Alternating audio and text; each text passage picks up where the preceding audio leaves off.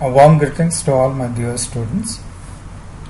The previous chapter concluded that the economy that we inherited from the British was backward and stagnant. Agriculture was the principal source of subsistence for the bulk of the population. Secondary and tertiary sectors of the economy were relatively insignificant. A large percentage of population was facing abject poverty. Life expectancy was extremely low. Life was driven by the instinct to survive, lacking any initiative to grow and prosper. Could such an economy be left to the market forces of supply and demand to trace its own path of growth and development? Could the leaders of the nation simply watch what the producers planned to produce and what the consumers planned to buy? Could the politicians expect some miracle to happen in the wake of political freedom? Miracle that would break the shackles of poverty and backwardness? Answer is big no. So, as we have discussed in our first chapter, the conditions of agriculture, industry, foreign trade on the eve of independence, that is before independence. But after independence, we have inherited all the above mentioned facts, and we cannot let the economy to grow of its own. Ultimately, we have decided to plan, and we have adopted a planning commission. India, if we have decided India to grow, then certain planning was needed. Certain framework was supposed to be designed, and that is what we are going to discuss in this chapter.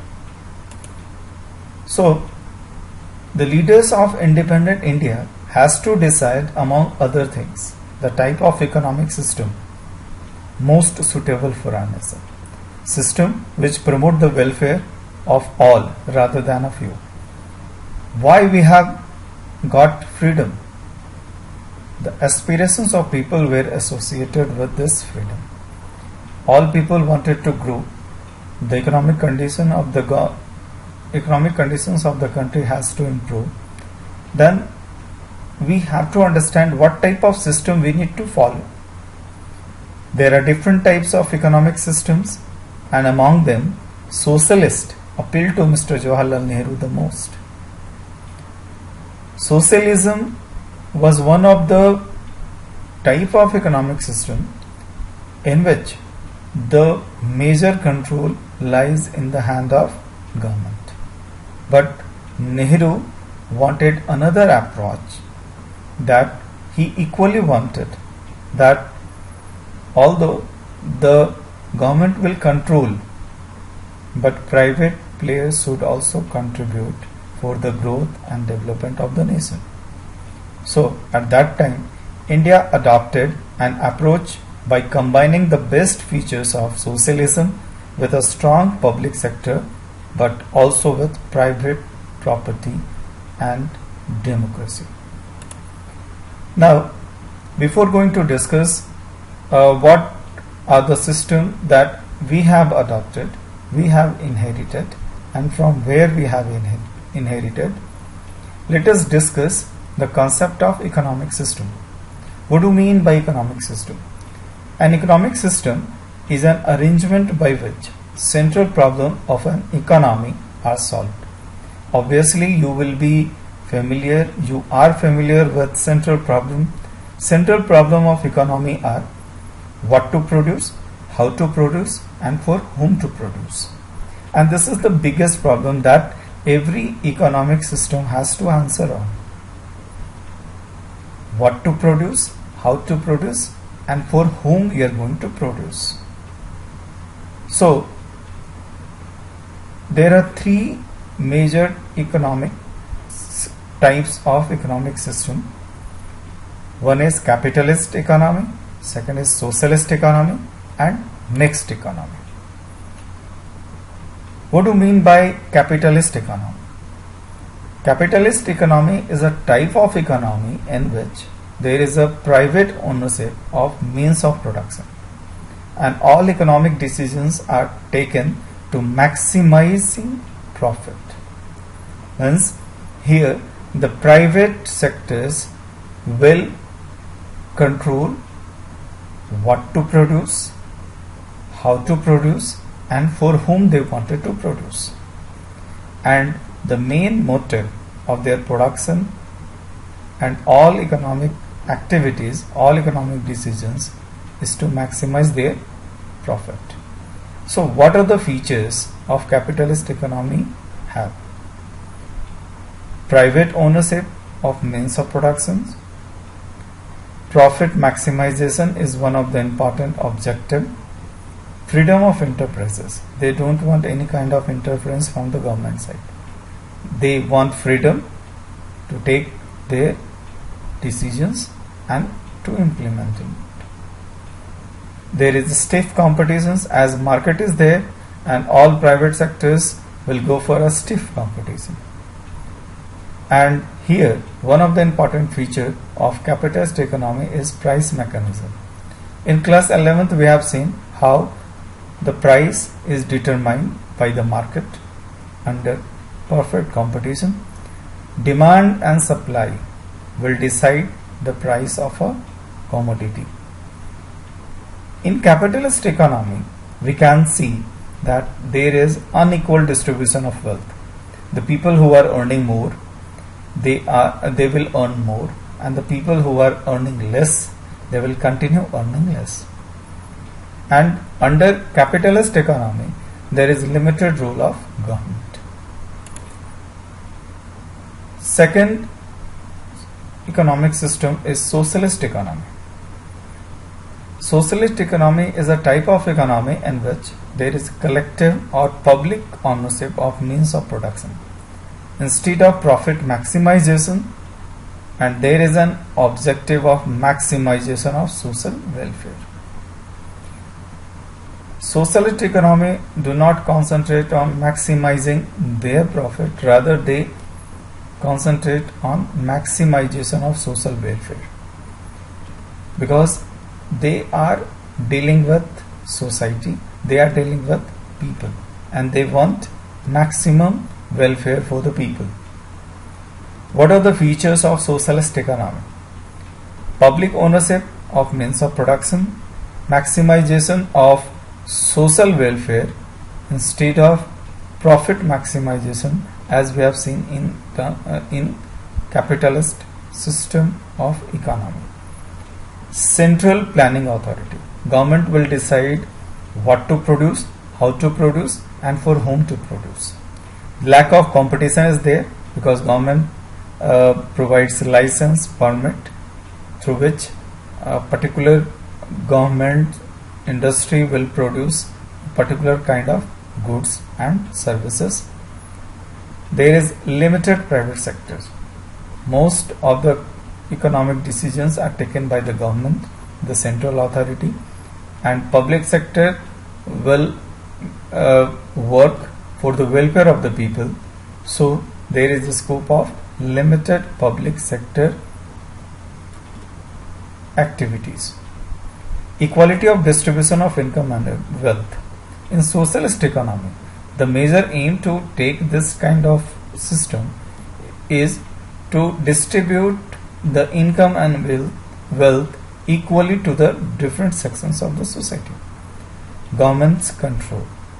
So there is 100% government control. If not, then most of the control lies in the hand of government. Third type of economic system is mixed economy. What it is? It is an economic system in which the key economic decisions are left to the free play of the market forces, but with certain controls and regulations by the government. It is a combined feature of capitalist and socialist economic system. The freedom of capitalism and control of government means free play of the market forces but with certain controls and regulations by the government. What are the features mixed economic system have? Private and public ownership of means of production. There is central planning authority, maximization of social welfare and profit both. Mixed economy ensures equality of distribution of income and wealth. It has been the basic framework work of planning in India.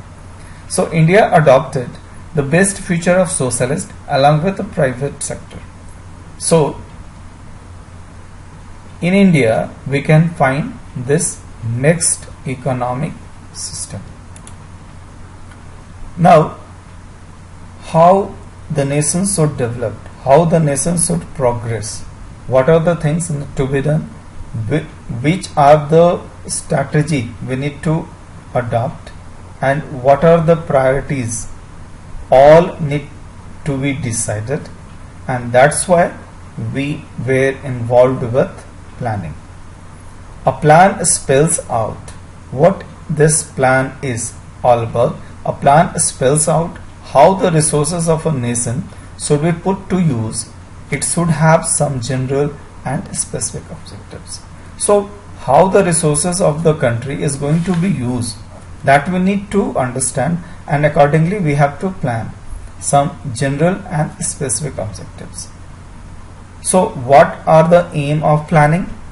The aim of planning was to initiate development, to raise living standard of the people of the country, bring in new opportunities.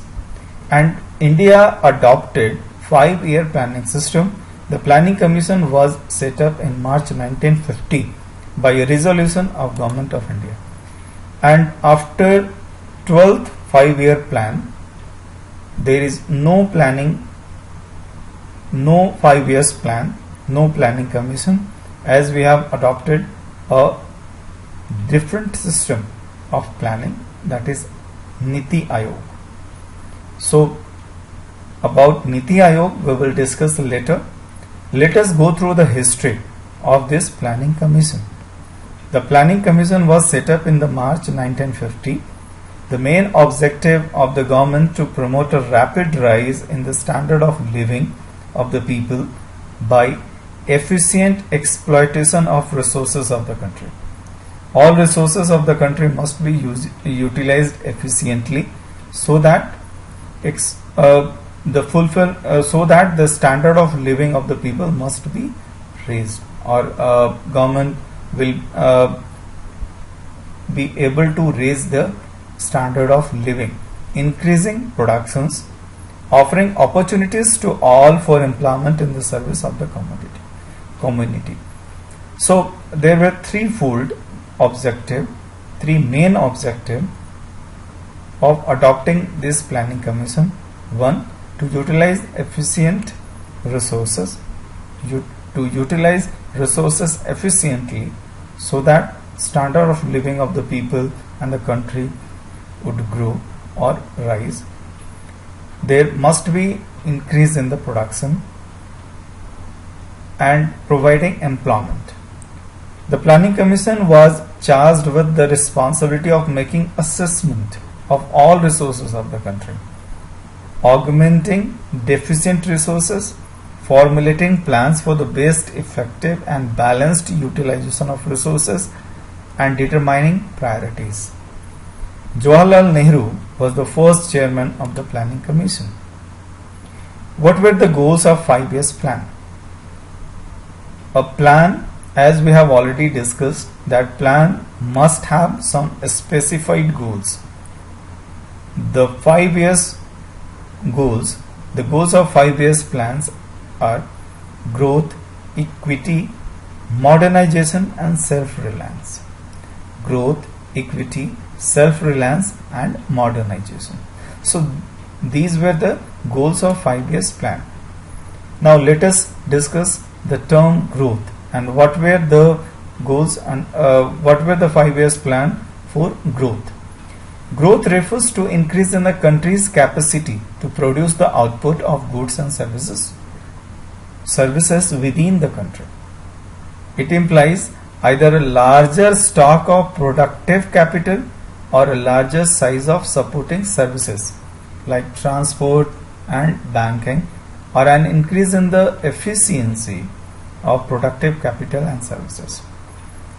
Means it implies either a larger stock of productive capital, transport or services, or an increase in the efficiency of productive capitals and services.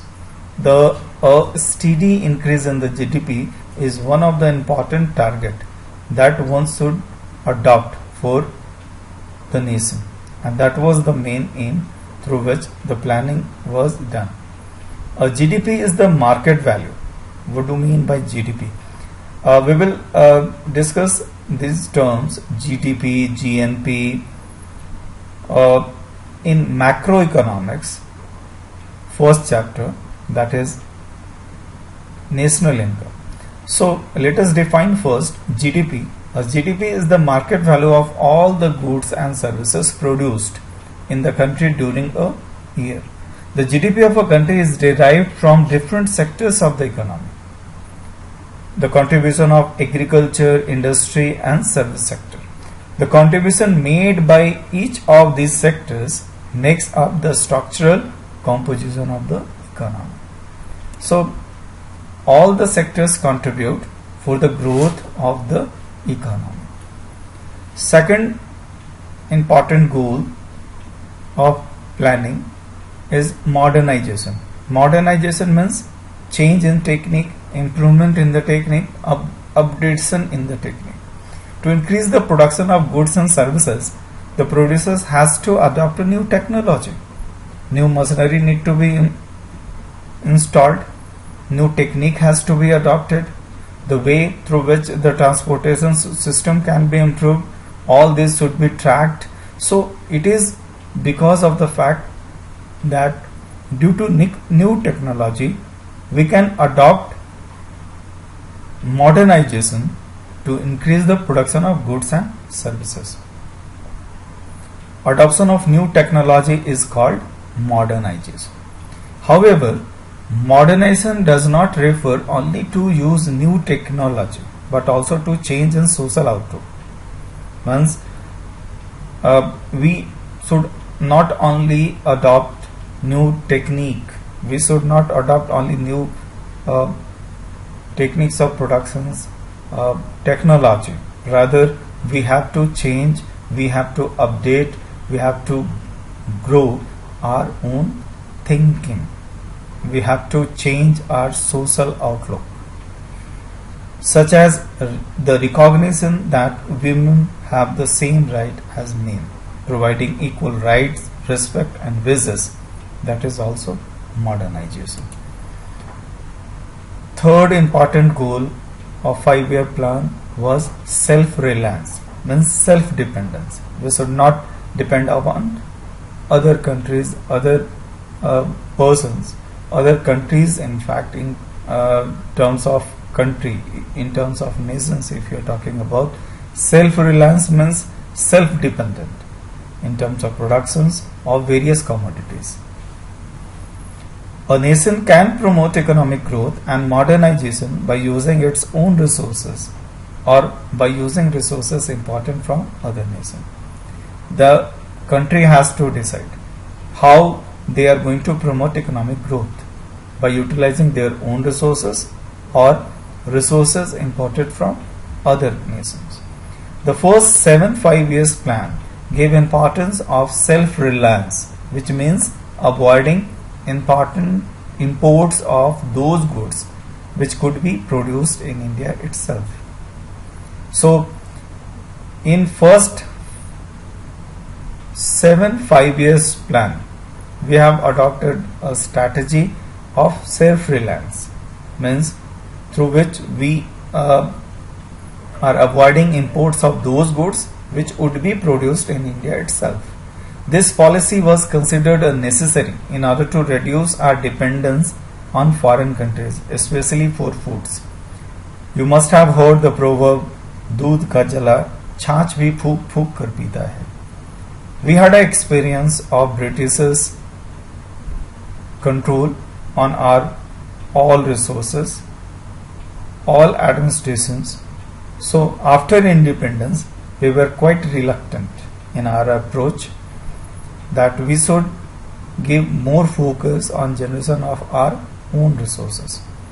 It is understandable that people who were recently freed from foreign dominations should give importance to self-reliance.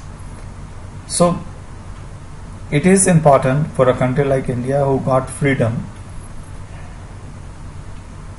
who has seen the exploitations, the story of exploitations from other countries. So they were quite cautious in terms of adopting a approach of their development. They need to be conscious because if they wanted a better model for their development, they must adopt a strategy in which self-dependency must be there. Fourth goal is equality. It is important to ensure that benefit of economic prosperity reach the poor sections as well as instead of being enjoyed only by the rich. So proper and equal distribution of income and wealth should be ensured in the country. Every person is important. Every person must get all the basic facilities available in the country. So in addition to growth, modernization and self-reliance, equity is also important. Every Indian should be able to meet his or her basic needs such as food, a decent house, education and healthcare, and inequality in the distribution of wealth should be reduced. Distribution of wealth must be equally distributed. So that was all about the goals of the 5 years plan. Now let us discuss the first 5-year plan. What were the approach of our first 5-year plans that we have adopted in 1951? The first Indian Prime Minister Jawaharlal Nehru presented the first 5-year plan to the Parliament of India on December 8, 1951. This plan was based on the Harrod-Domar model. The plan addressed mainly the agrarian sector, including investment in dams and irrigations. The total planned budget of rupees 2069 crore was allocated to 7 broad areas.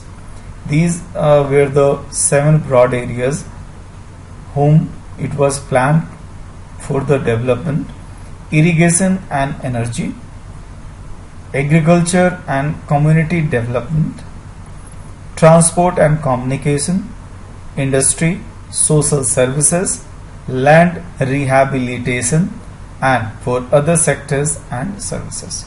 So the total planned budget of 2069 crores were allocated for 7 broad areas for their development, and mostly it was given to irrigation and energy. Irrigation means the first 5-year plan focuses more on development of agriculture. As you know that after independence we were left with less fertile land. The most of the fertile land went with Pakistan. So now let us see how and when the 5 years plans were implemented, what were their span, and how we have achieved in terms of growth rate. First 5-year plan was introduced in 1951 to 56, second 1956 to 61, third 1961 to 66. 3 annual plans were there between 1966 to 69 due to instability, political instability. Fourth plan was implemented in the year 1969, ended in the year 74. Fifth, 1974 to 78. 1 annual plan was adopted 1979 to 80, sixth plan 1980 to 85, seventh 85 to 90, annual plan 1990 to 92, eighth plan 1992 to 97, ninth 1997 2002, 10th plan 2002 to 2007, 11th plan 2007 to 2012, and 12th plan from 2012 to 2017. And this 12th plan was the last plan of this 5-year plans. And after this 12th 5-year plan, another system of planning has been adopted by our nation. The name of the planning commission, the new system, is Niti Aayog, National Institute for Transforming India. The approach of Niti Aayog is more focused, taking every need and requirement of states into mind. Niti Aayog plans and implement various planning for different states, and different plans are developed for different states as per their requirement. Earlier, under planning commission, one plan was made, and that was supposed to be implemented to whole country. Means every state were compelled to adopt the plan that was implemented through planning commission. But now, in the system of Niti Aayog, the state interest, the state requirement are given due importance.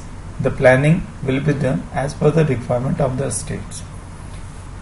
How was the growth rate that we have achieved? The first plan has achieved 3.7% growth rate, second 4% growth rate, third 2.8. 3 annual plans has achieved a growth rate of 3.9%, fourth plan 3.4, fifth plan 5, sixth plan 5.4, seventh 5.5, eighth 6.6, ninth 5.5, 10th 7.8. The average growth was around 5 or 6. So what we have actually targeted and what is actual achievement? Whatever we have put as a target, we have achieved more. Similarly, it is for first, second, third. Whatever the target was there, it has not been achieved. Same was the case with fourth. Fifth has seen an improvement. Sixth, almost same or almost achievement was there. And from 10th, from 9th onward, we can see that target was more and achievement was less. So this is all about the planning, the 5 years planning in India, goals and achievement. In our next class, we will discuss the condition of agriculture between 1950 to 1990. Thank you.